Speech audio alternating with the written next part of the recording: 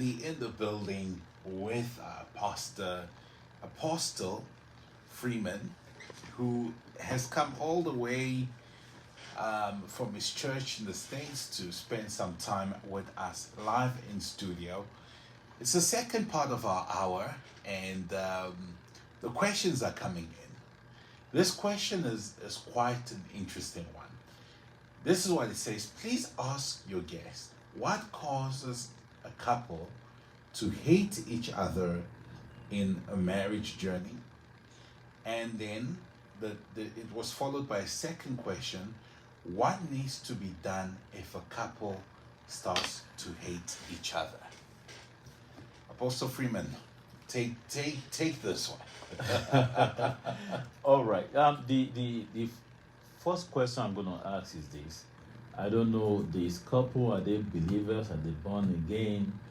Before I now recommend for them that it takes the Word of God. Is their heart for the Word? Did they study the Word together? Are they Christians that go to church? How committed are they, to things of God? All this helps a lot when it comes to your relationship with Jesus, because, like I said earlier on, it is your love for God, that helps you to be able to love others. So when you don't have love for God, there's no way you can have God's kind of love in you, let alone to express it towards any woman. Vice versa.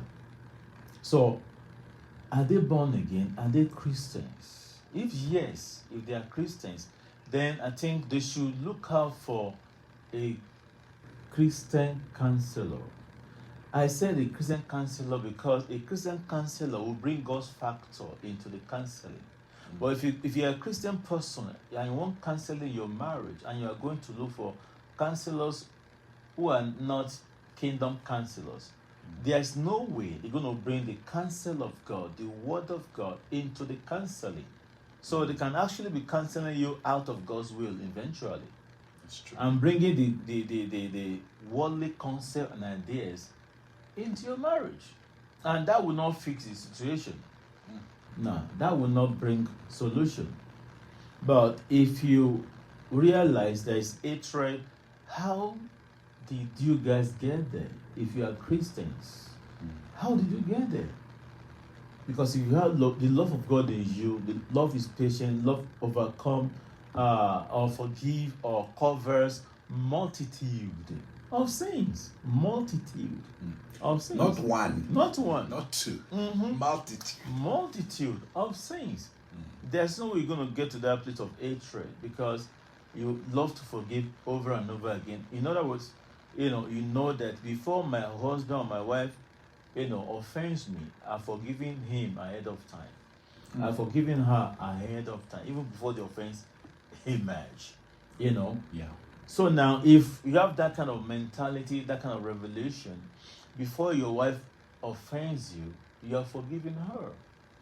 So when you know that, when you have that kind of mentality, there will not be a place for hatred. Though you might not be happy, you might feel disappointed, but nevertheless, to come to that place of hatred and hating one another, then where is God's love in you?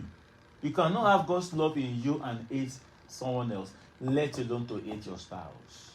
Can it be that sometimes as Christians we've taken the title without the composure?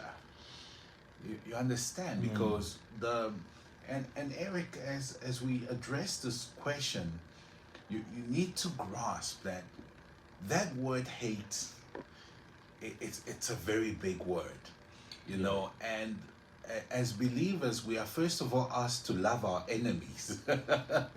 So when it reaches a place where a husband and wife are hating each other, something has gone wrong. Exactly. From the Christianity perspective, number one. Exactly. Then the humanity aspect, because we are in covenant. Yep. So it tells us that a lot has happened and there has to be a lot of unforgiveness. A lot of unforgiveness. Yep. I don't know.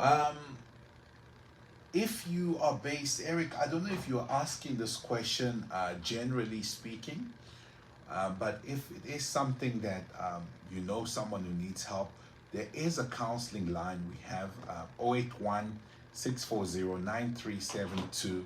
You can reach out and we'll help you get counseling, to sit down with counselors, absolutely free, so that you can be helped. Moving on from here, this probably is the best introduction to the topic of conflict resolution, because we are almost so used to hearing our pastors on pulpits saying how wonderful their wives are, how wonderful their husbands are, that when couples that are Christian begin to fight in their home, they think they're children of the devil. They think I married the wrong one, because how can another believer and I be fighting? I only hear my pastor saying things are good in their house. It's almost like we expect the pastor to come on the pulpit and say everything that's wrong, which is also not a good expectation. So I think this topic of conflict resolution, when we come back after the song, we are going deep into it. And if you've got any questions that have to do with conflict resolution, please send it in. We'll be back after the song.